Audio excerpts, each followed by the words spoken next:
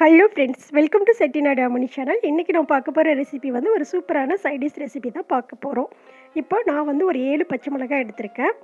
நீங்கள் காரத்துக்கு தகுந்த மாதிரி கூட்டிக்கோங்க அல்லது குறைச்சிக்கோங்க. அதில் ஃப்ரெஷ்ஷான ஒரு கொத்து கருவேப்பிலை சேர்த்துருக்கேன். இதில் ஒரு 7லேருந்து 8 பூண்டு எடுத்துருக்கிறேன். இப்போ பார்த்தீங்கன்னா ஒரு பிஞ்ச் அளவுக்கு ஒரு சின்ன நெல்லிக்காய், ரொம்ப குட்டி நெல்லிக்காய் சைஸ் அளவு புளி ஊற வச்சு அதையும் எடுத்திருக்கேன்.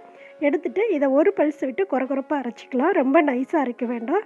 இது கூட ஒரு 10லேருந்து 15 சின்ன வெங்காயம் எடுத்திருக்கேன்.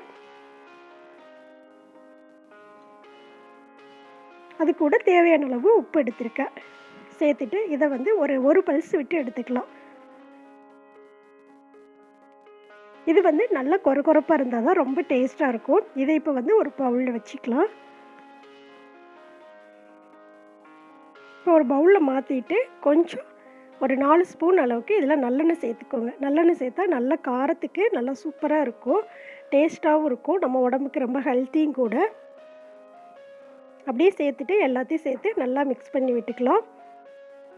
இது வந்து பார்த்திங்க அப்படின்னா தோசைக்கு, இட்லிக்கு, சப்பாத்தி, பூரிக்கு அண்டு நல்லா சாப்பாடு சுட சுட வடித்து அதில் நல்லா பெரட்டி சாப்பிட்டாலும் ரொம்ப சூப்பராக இருக்கும்.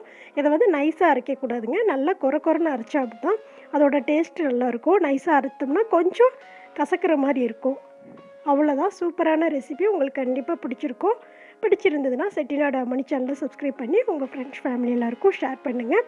பக்கத்தில் இருக்க பெல் ஐக்கானை கிளிக் பண்ணி விடுங்க. தேங்க்யூ.